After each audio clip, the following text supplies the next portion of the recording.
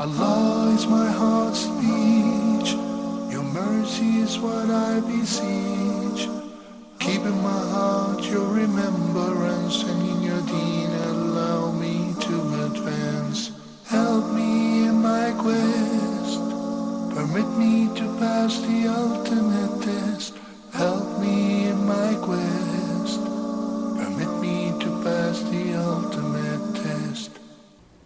بسم الله الرحمن الرحيم. الحمد لله رب العالمين، وصلى الله وسلم وبارك على المبعوث رحمة للعالمين نبينا محمد وعلى آله وصحبه أجمعين. Dear brothers and sisters in Islam, Assalamu alaikum wa rahmatullahi wa barakatuh.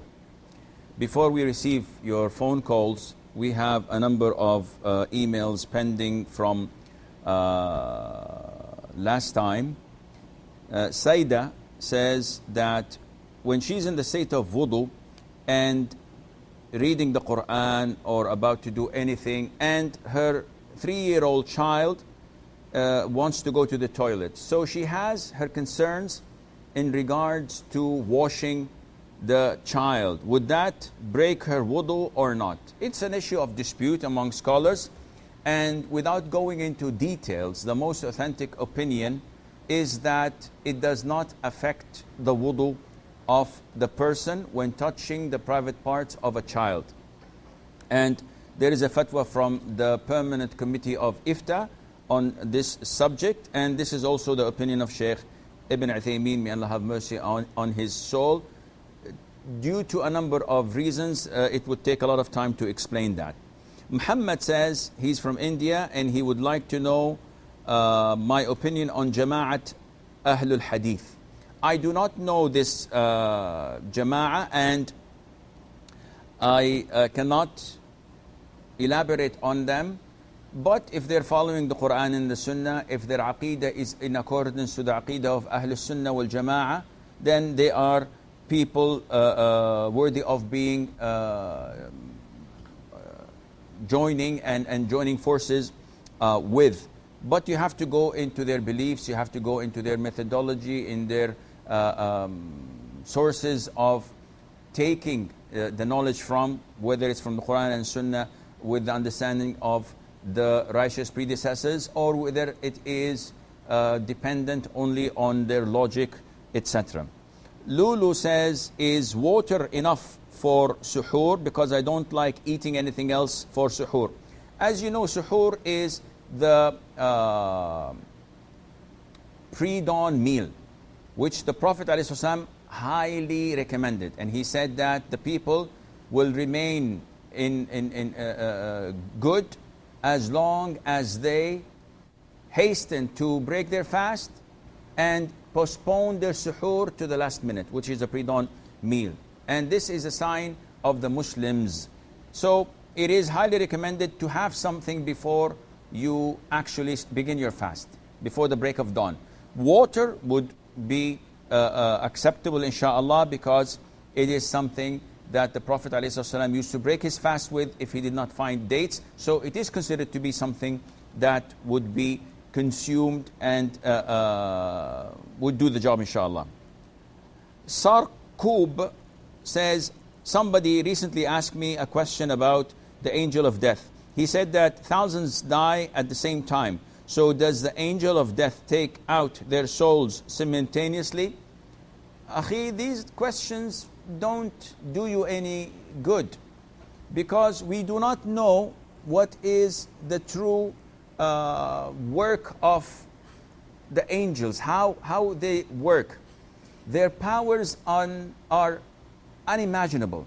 Yani it is sufficient for you to know that the angels who are given the task of taking care of the hellfire, all of it, they're only 19. And one would say, okay, what would 19 do with the billions of humans and the jinn who enter hellfire? And how huge is hellfire? The Prophet told us, alayhi salatu wasalam, that on the day of judgment, in the hadith is in Sahih Muslim, Jahannam, the hellfire, would be brought out with 70,000 ropes, and with each rope 70,000 angels are pulling it. So it is so huge and big, yet all those inside are taken care of by 19 of the angels of torment and torture. This is sufficient. So you cannot understand their work. You cannot comprehend their contribution. And also the angel of death, we know that he is responsible and his sole job is to take the souls of the humans that we know of. And we also know that he has assistants to him, giving him assistance and acting on his behalf. How he works, this is something we do not have knowledge of, and it is not beneficial for you to go into details that Allah did not reveal anything of to us. Muhsin or Musin says, which one is better, to take medication immediately if we have pain, or to bear this pain and have sabr? Sabr is patience. First of all, taking means of healing is an issue of dispute among scholars. The majority say that this is permissible and it's equal, whether it's do it or don't do it. The Shafi'i school of thought and some of the Hanbali school of thought say that it is highly recommended.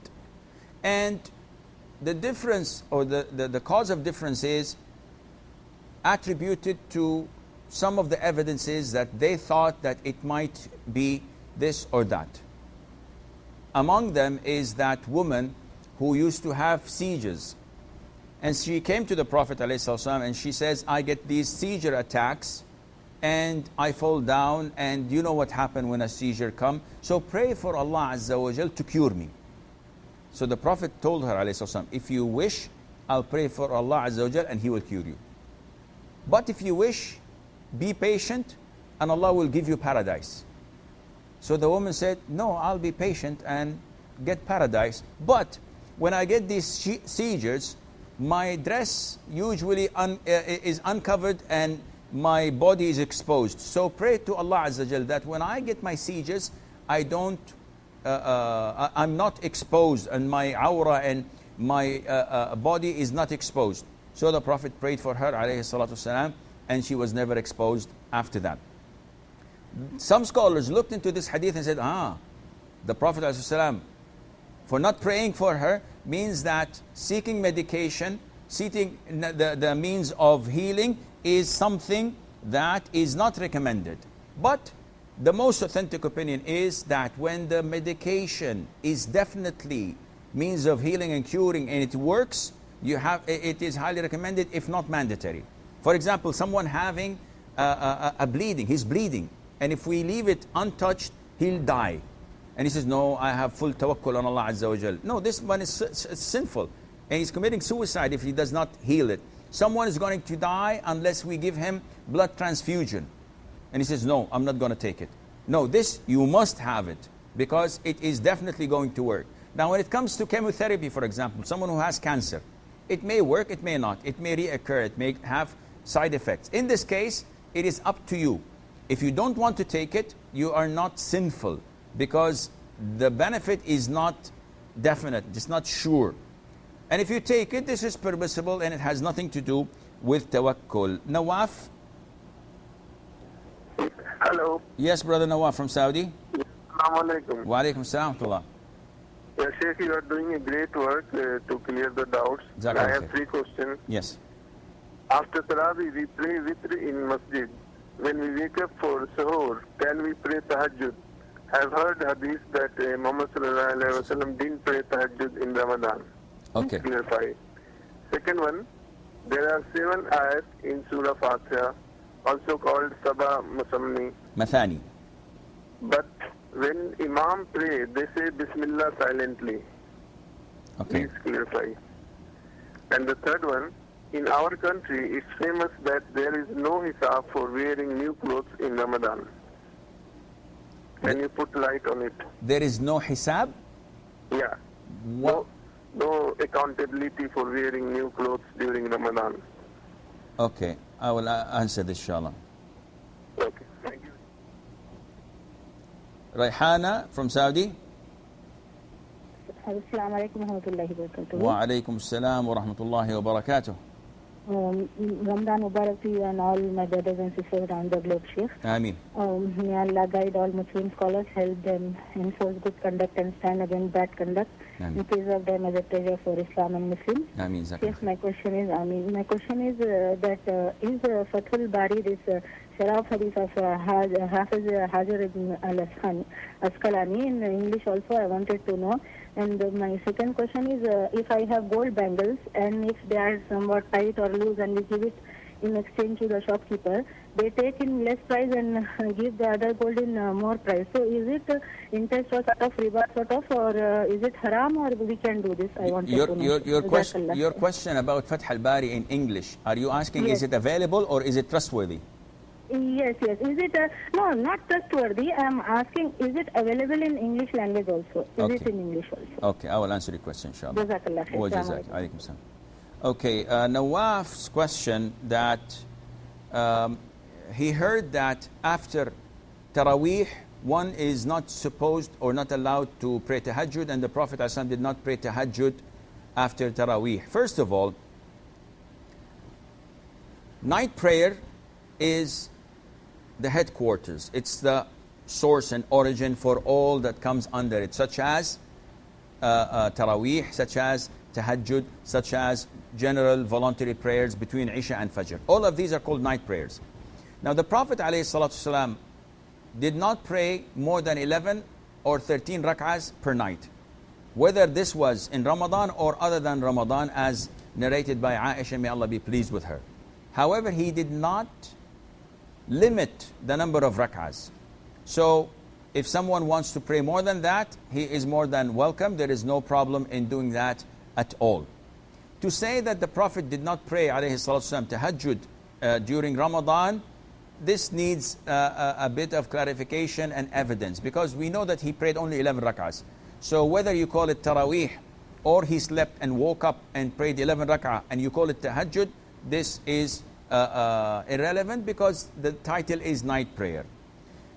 For you, brother Nawaf, it is permissible to pray Taraweeh with the Imam and offer witr with him, and then go home, sleep, and wake up before Fajr and pray as many rak'ahs as you wish of Tahajjud, providing you do not offer another witr.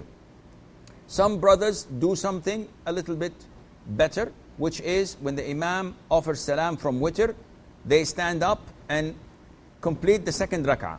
So by this, they did not pray witr, but they prayed the whole prayer with the Imam, which gives them the reward of praying the whole of the night. And then when they go home and they pray Tahajjud as many as they want, they conclude that with 1 or 3 rak'ahs of witr, and this is the best thing to do. Sister Maryam from Nigeria. 1 or 3 rak'ahs of witr is the best thing. Listen to me from the phone, Sister Maryam. Mute your television. Wa alaykum assalam wa rahmatullah. Assalamu alaikum. Wa alaykum assalam wa rahmatullah. Assalamu alaikum. Please, I have 2 questions. Please, if somebody has 2 wives, and assuming one does not have children and the other one has children, is it right for the husband to be giving more of his time to the one that has children and the one that does not have children?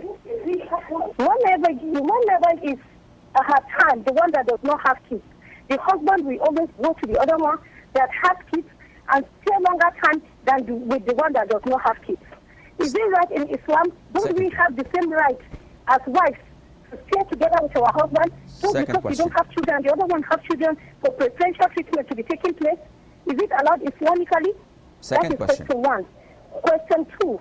What is Islamic ruling? Because you don't have children and your husband's relatives neglect you. If you want to neglect them back, is it allowed Islamically? Because they show you you're not important. Whenever they come to your house, they don't even want to come to your place. If you try to retaliate and you keep away from them because of the way they do to you, is it allowed Islamically? These are my 2 questions. Assalamu alaikum. Wa alaikum assalam wa rahmatullahi wa barakatuh. Okay, Brother Nawaf says that the Fatiha is composed of 7 ayahs, and Allah Azza wa Jal mentioned that when He said as-sab' al-mathani. And however, we see most of the Imams when they recite the Fatiha, they do not say Bismillah ar-Rahman ar-Rahim. Why is that? Well, it's an issue of dispute among scholars whether Bismillah ar-Rahman ar-Rahim is ayah number 1 of Al-Fatiha and of all the other 112 surahs or not. Because we know that the 113th surah, which is chapter 9, Surah At-Tawbah, does not have Basmala. So the whole 114 surahs of the Quran, 113 of them, they begin with Bismillah. So is Bismillah ar-Rahman ar-Rahim a verse of each and every surah or not? As for the Fatiha, scholars differ. Some say it is, some say it isn't. So those who say it is part of the Fatiha, they make the last 2 verses as one. صراط الذين أنعمت عليهم غير المغضوب عليهم ولا الضالين. These 2 verses, they make them as one. Those who say no, it is not part of the Fatiha, they make each one a separate verse. So it remains to be 7. And the most authentic opinion among scholars is that it is not from the Fatiha. It is a separate ayah. It is a separate verse that divides between surahs, with the exception for Surah At-Tawbah, but it is not part of the Fatiha. And that is why the Prophet ﷺ did not recite this ayah loudly in prayer. And also the hadith of the Prophet ﷺ, where Allah Azza wa Jal says, I have divided the prayer between me and my servant into 2 halves. When he says, Alhamdulillahi Rabbil Alameen, Allah says, my servant has praised me. So Allah did not begin the Fatiha with Bismillah ar-Rahman ar-Rahim, which indicates, which is one of the strongest evidences that it is not part of the Fatiha. We have Sister Fatima from Nigeria. Hello? Yes, Sister Fatima. I have 2 questions, please. Yes. Please, is it legal in Islam for a husband to divorce his wife just 2 weeks after putting to bed? So she's still bleeding. She has not finished the normal bleeding after birth. Is it normal for a husband to, is it right? Is it permissible for him? Is the divorce okay? Okay. Then the second question is, if it is okay, how many days will the iddah last? Is it after her blood, after the blood stops? That's when the iddah will stop completely. Okay. Those are my 2 questions. Okay, I will try to answer them, inshallah. Thank you. You're welcome. Okay, Nawaf's last question was a little bit awkward. He says that they have a trend saying that a person will not be accountable if he wears new clothes in Ramadan. And I don't see where this originates from, because even if you wear new clothes other in Ramadan, you're not accountable. Allah Azza wa Jal has given us these clothes so that we can wear them and thank Him for His grace and favor upon us. And that is why whenever we wear new clothes, we praise Allah Azza wa Jal.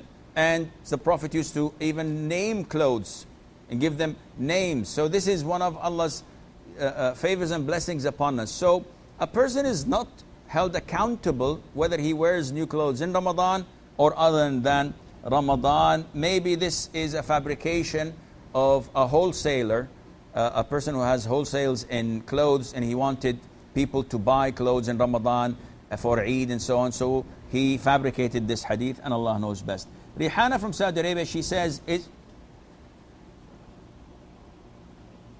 okay, we have a caller from Nigeria, Abdul Wahid. I think Abdul Wahid is gone. Abu Ayman from Emirates? Yeah. Yes, Abu Ayman, what can I do for you? Hello, Assalamu alaikum. Wa alaikum salam wa rahmatullah. Alhamdulillah. Thank you, Abu Ayman, for asking. Yeah, my question is for... my question is, even in the Fajr prayer, Imam, if he raises his hands for Qunut,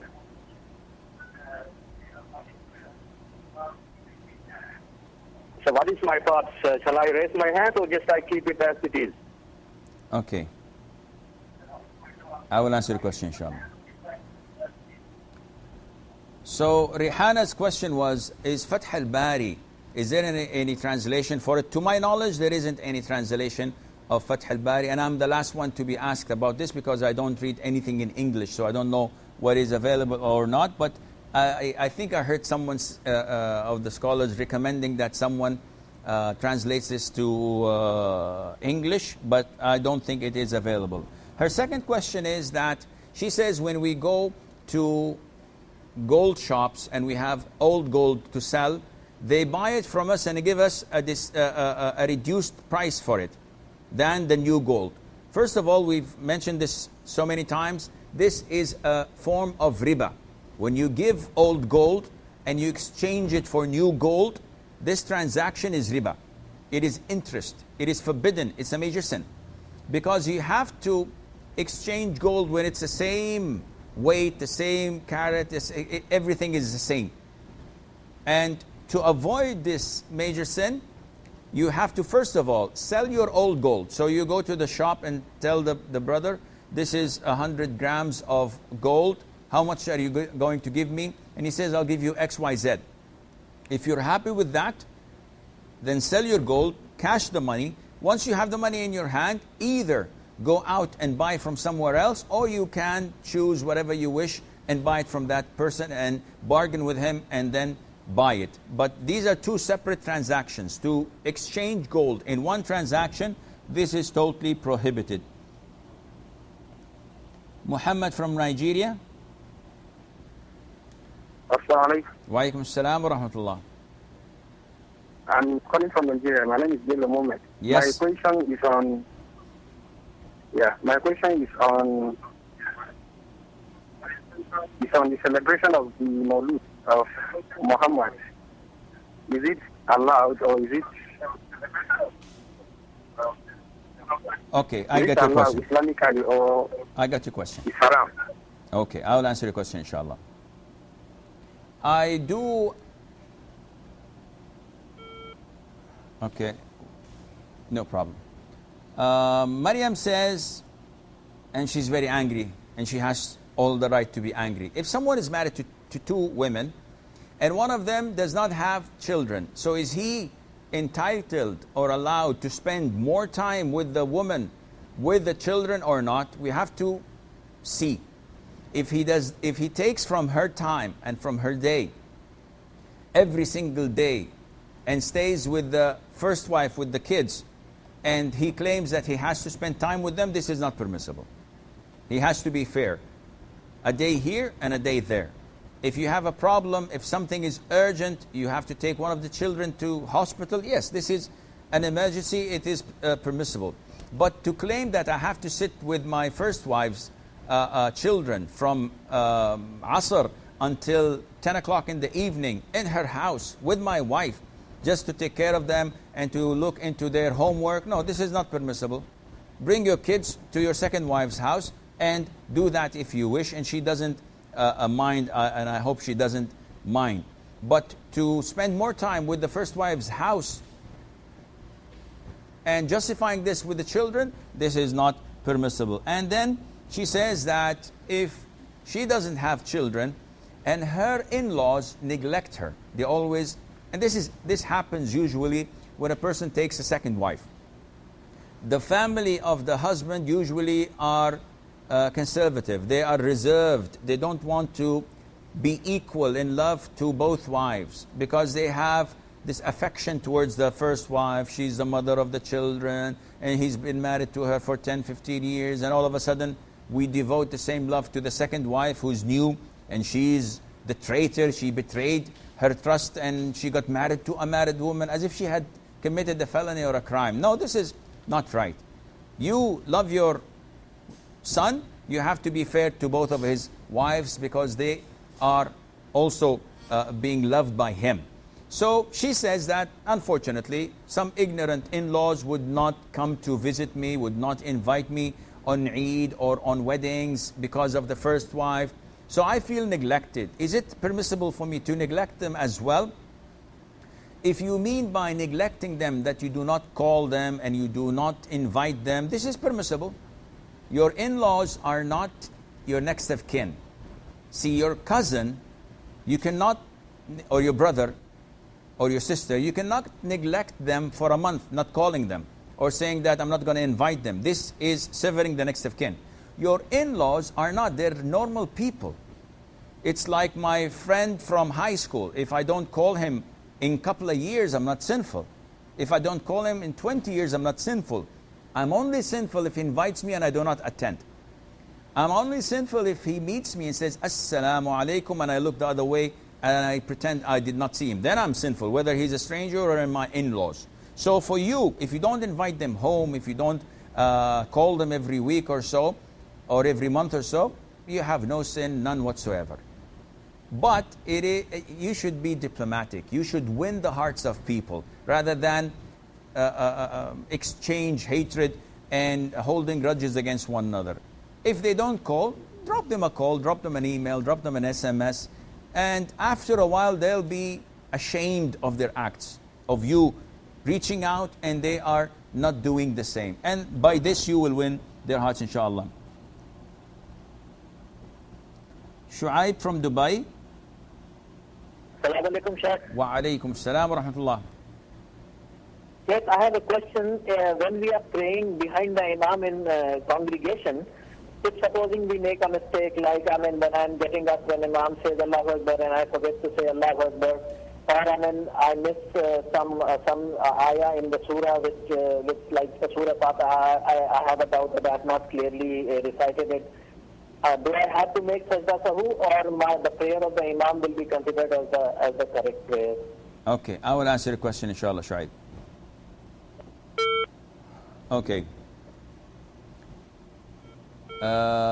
Fatima says that, is it permissible for a man to divorce his wife when she is in her postnatal bleeding? Meaning that she gave birth and the 40 days afterwards where she has the postnatal bleeding, or the nifas as we call it in Arabic, is it permissible for him to divorce? We know that it is permissible to divorce a woman when she is in her purity after having menses, before having intimacy with her. This is the shara', this is the Sunni way of divorce. It is permissible to divorce her when she is pregnant. It is totally prohibited to divorce her when she is in her menses, or when she is pure, but in a purity where he had intimacy with previously. Now, in the postnatal bleeding period, it is not sunnah to divorce her, yet it is not forbidden to divorce her because there isn't any evidence forbidding that. So it appears to be permissible to do so, and her iddah would begin afterwards. So after she is pure from her postnatal bleeding, and then she gets her 3 menses, after she is pure from her 3rd menses, then her iddah is over. We have Amina from Nigeria. MashaAllah, all the people are calling from Nigeria. Assalamu alaikum. Wa alaikum assalam wa rahmatullah. Sheikh, I have 2 questions. Okay. My first question is, praying Tarawih in the room and going to the mosque to pray Tarawih for a woman, which one is more rewarding? Okay. Second. My second question is, I missed fasting for about 4 consecutive years due to illness. I was pregnant, I had ulcer, and now this person has piled up. I don't know how to pay back because I still have that ulcer. I've been treating it gradually, so please, what can I do? Okay, I will answer your question, inshallah. Ihsar? Misar from Saudi? Yes, brother Misar. Hello, assalamu alaikum. Wa alaikum assalam. Ramadan Mubarak, Sheikh. And to you as well, Jazakallah khair. How are you, Sheikh? I'm fine, alhamdulillah. What can I do for you? Sheikh, I have a small question. Yesterday night I had a surgery in my foot and I could not pray Jummah today. Okay. So what is there any expiration for that? I prayed Zohar as usual, 10 rakats, and the time of Zohar. This is my first question. Okay, second question? What about the Tarawih? Can I pray Tarawih in the night in my home? Can you walk? It's difficult because doctor advised to take rest at least 48 hours because bleeding may start if I don't take rest. Okay, I will answer you, inshallah. May Allah Azza wa Jal cure your illness and make you stronger than you were. Sheikh, I have one more question, please. Okay. What about, we have some Quranic leaflets and pamphlets in home which are very old and sometimes torn. So what should we do to that leaflets or Quranic verses on some papers? Okay, I will answer your question, inshallah. Okay, Jazakallah, Sheikh. Wa jazak. Brother Muhammad from Nigeria.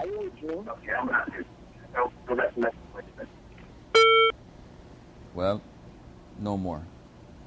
Okay, Abu Ayman from the Emirates says that when I pray Fajr in the masjid in the Emirates, and a number of masjids I've been there, the Imam is following the Shafi'i madhab, and they raise their hands in Fajr, second rak'ah, offering qunut. So is this permissible, and should I do this? This is not in accordance to the Sunnah. The majority of scholars say that this is not part of the Sunnah. The companions of the Prophet ﷺ say that this is not from the Sunnah. However, if you pray behind an Imam and he happens to make qunut in Al-Fajr and makes dua, then in this case, yes, raise your hands and say Ameen, because he's following a trustworthy school of thought, and this is his conviction. Muhammad from Nigeria saying, what's the ruling on celebrating the birthday of the Prophet ﷺ, the Mawlid of the Prophet ﷺ? What's the ruling on it? Now, before you go into details and scholar X said so and scholar Y said this and that, you're a Muslim.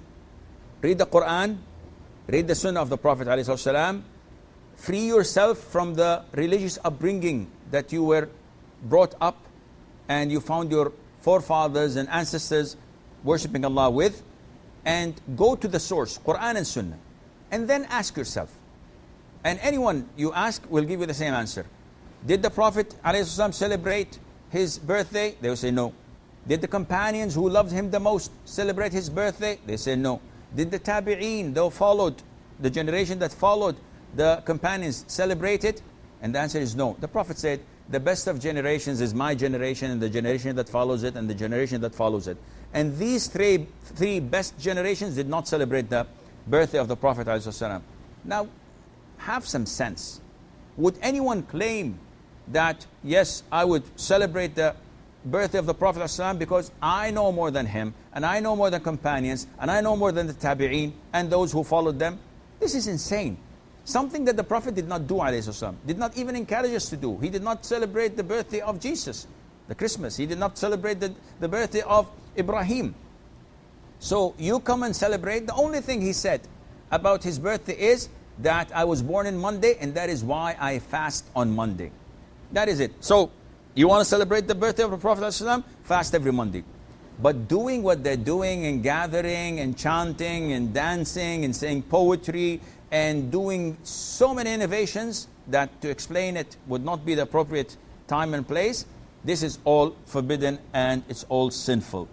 Shu'aib from Dubai says, if I make a mistake behind the Imam, what to do?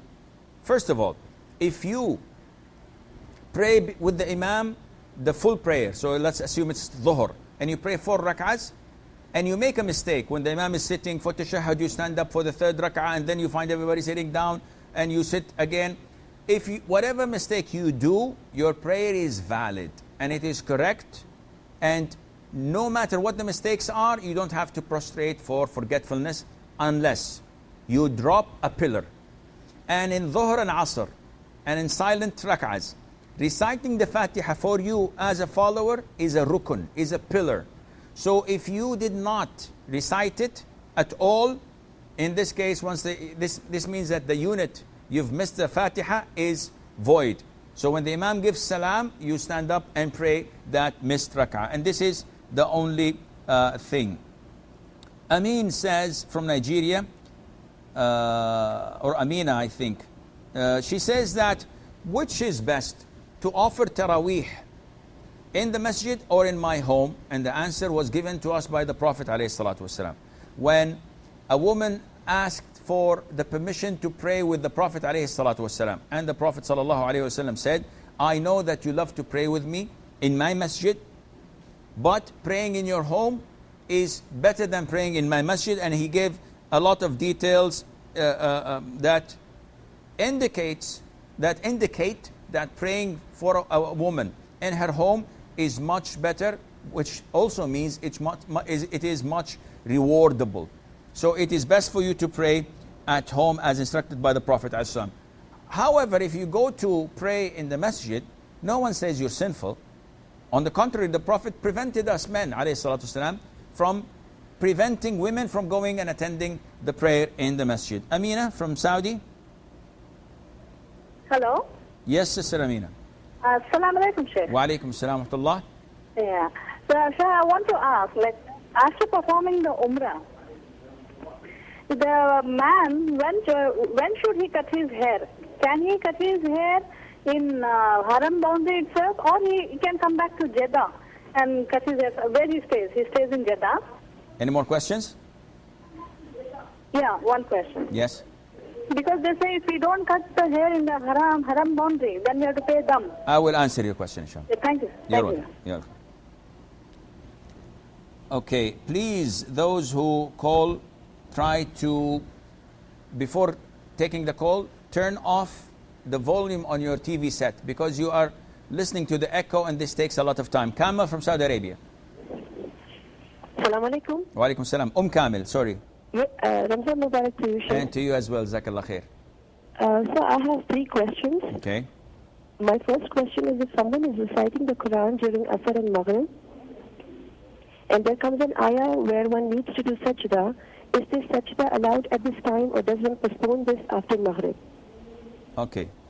If a lady has her own gold and it is zakatable, and this lady has 3 children, and their grandmother has gifted them some gold, all 3 of the children, should this lady add this gold to her personal gold and calculate the zakat accordingly, or as the children's gold is in her custody, or does she consider that as her children's gift, hence not zakatable as it is below the nisab value? Okay, third question. My third question is, if a lady gets an opportunity to visit the Prophet ﷺ's grave, what is the proper etiquette when she gets the opportunity to stand right in front of the grave? And something related to this is that we see a lot of women at the Rawda in the Prophet's masjid making dua, crying and standing there for hours making dua. I just wanted to know that is there any hadith that states that dua at this place, at this Rawda, has a stronger chance of being accepted? Okay. Thank you so much, sir. Jazakallah khair. Jazakallah. And to all your team, Jazakallah khair. Tatabu from Nigeria. Hello, yes, sir. Yes, what can I do for you, Akhi? From Nigeria. Mute your television, Hello? please. Mute your television.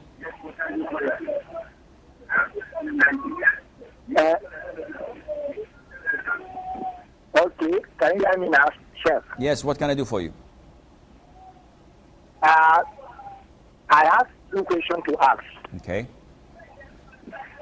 One, what about if someone come late to join Isha prayer? Before he came, the Isha was end. It remained Tarawih. On doing that Tarawih, is it permissible for the person to join prayer with the Tarawih Second question. and have reward as congregation? Okay. Second question.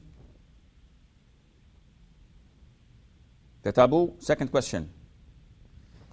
Person imitates Prophet Muhammad sallallahu alaihi wasallam. Hello? Yes, what is your second question, Akhi? If somebody imitates Prophet Muhammad sallallahu alaihi wasallam,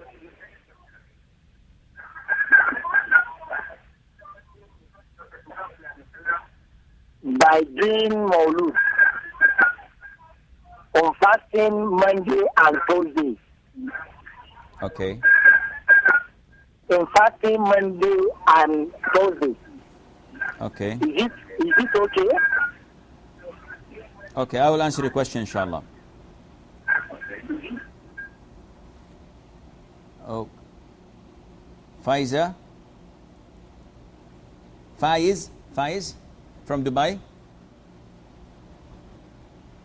Faiz Bhai? We don't have any connection. Faiz? Okay. Yes, hello. Yes, Faiz. Hello, assalamu alaikum. Salamtullah. I'm with the Sheikh now? Yes, bro. What can I do for you? Yes. Okay. If, for example, the first salah is at around 12:30, and I begin to prepare for salah an hour later at around 1:30, and I notice I got my period, do I need to make up that salah? Because I'm not sure if I will start her at the time of the adhan. Okay. And if I do need to make it up, should it be the first salah I pray after my period is finished? Okay. And one more question. You just mentioned about Tarawih Salah. If you plan to pray after the Tarawih, like at around Tahajjud time, you can pray an extra witr, or an extra rak'ah with witr, and then you can pray. But what happens if the Imam that day happens to pray the witr 3 rak'ah together without a tashahhud? Then what can you do in that case? Okay. I will answer your question, inshallah. Wa jazakum. Okay, Amina from Nigeria says she has 4 years that she did not fast Ramadan, so approximately 120 days. What to do, especially if she is still being treated from her illness?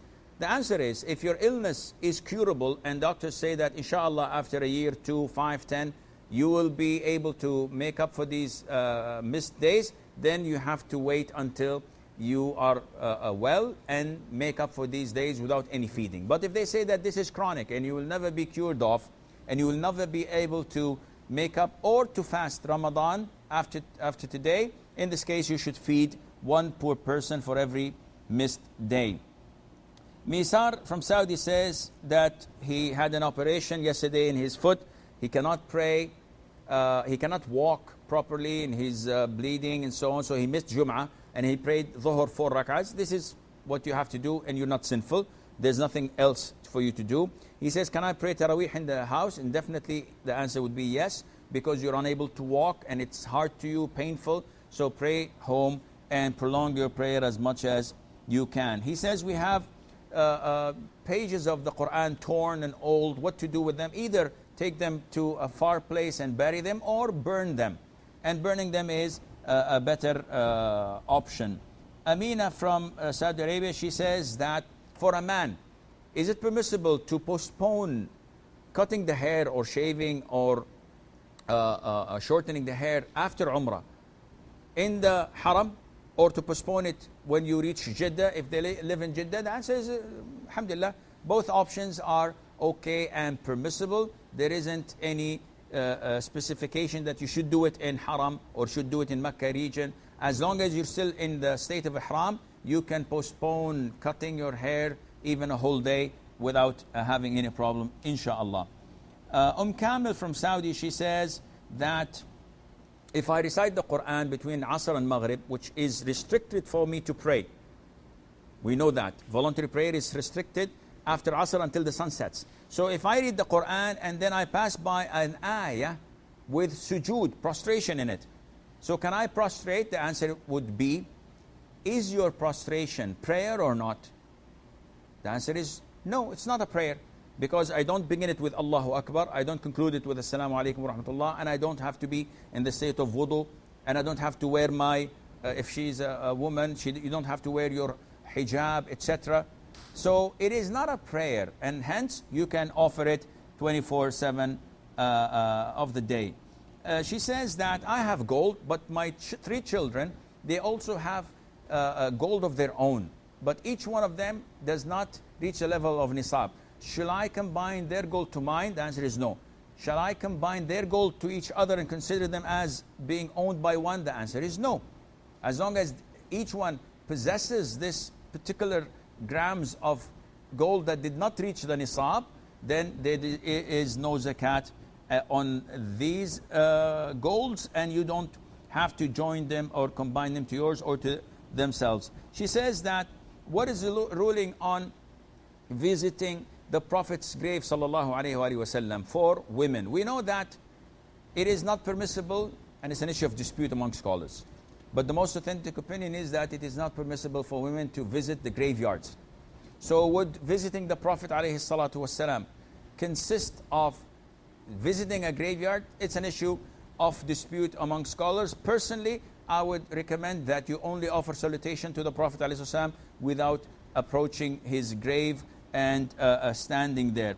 And she says that, is there any dua that, let me rephrase that, is there any authentic evidence that making dua in the rawdah, in the area we know in the masjid of the Prophet ﷺ, that the dua is accepted or heard, or it has some value more than any other place? And the answer is no, it is like any other place. Tutabu from Nigeria says that if a person misses Isha prayer in the masjid and he comes and he finds that the Imam has started Taraweeh, what should he do? And is he rewarded for that? He should join the Imam. Now the Imam is praying 2 rak'ahs of Taraweeh. You should join the Imam with the intention of praying Isha behind him. So when he finishes the 2 rak'ahs and offers salam, you stand up and finish your 3rd and 4th rak'ah, and you will get the reward of congregation. However, you would have missed the reward of praying with the Imam until he is finished of Taraweeh, which gives you the reward of a full night. Brother Muhammad from Medina. Assalamu alaikum. Yes, alaikum salam, Brother Muhammad. How are you, Sheikh? I am fine. Hayyak Allah, akhi. Thank you. Ramzan Mubarak to you. And to you as well, and to your family. What can I do for you, my friend? I have one question. What is your opinion about whistling or clicking fingers?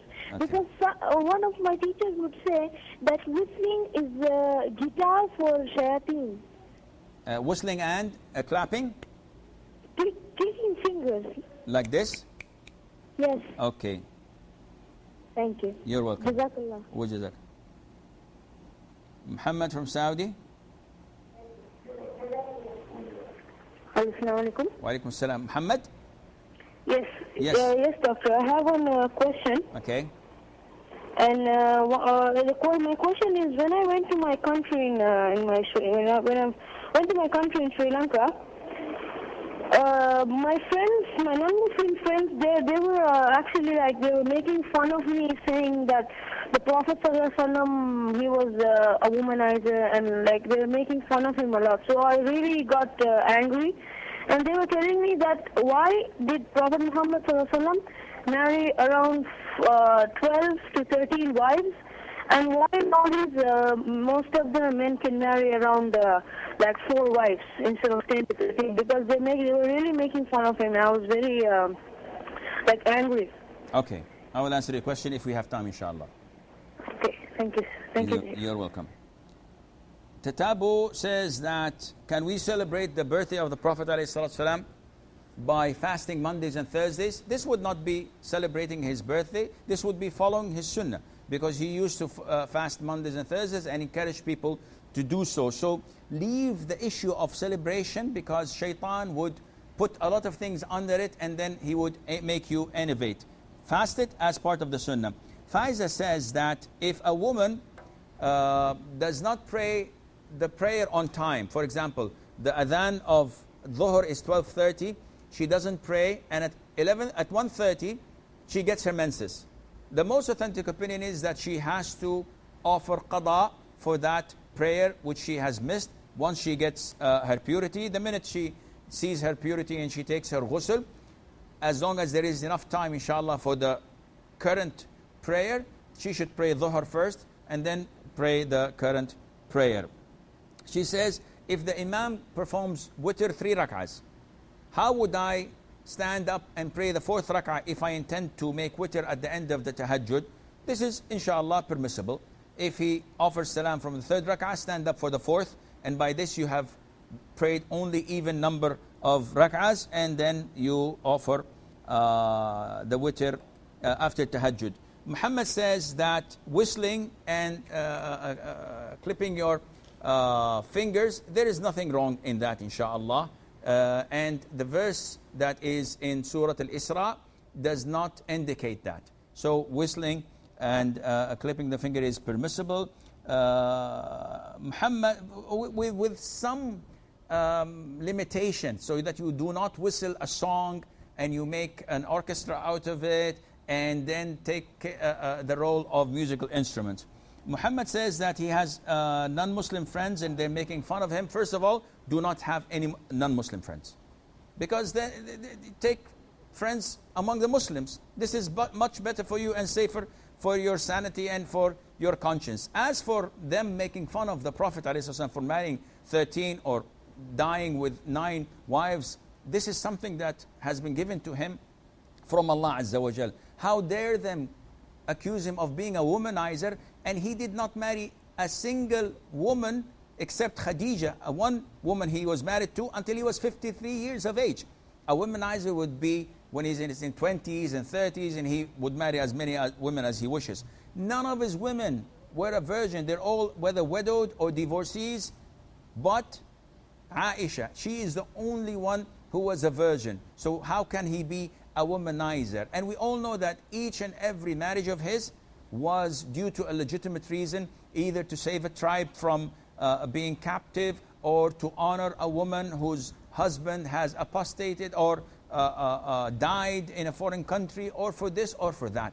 So I advise you, Muhammad, that you should try your level best to learn about the Prophet ﷺ, his seerah, so you would have the equipment necessary, the tools necessary to counterattack these allegations. And final question, Imrana says, can I feed poor people with some of my zakat money? And the answer is no. Zakat money must be given to the poor in cash. You cannot buy clothes or food and go to the poor and say, okay, this is zakat.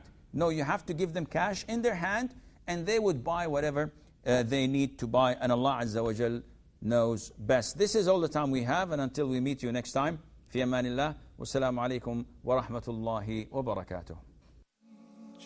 Your mercy is what I beseech. Keep in my heart your remembrance, and in your deen